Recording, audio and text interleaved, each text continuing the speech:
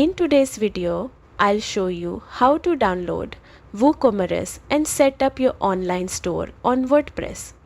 Start by logging into your WordPress dashboard. From the left menu, hover over Plugins and click Add New. In the search bar, type WooCommerce and press Enter.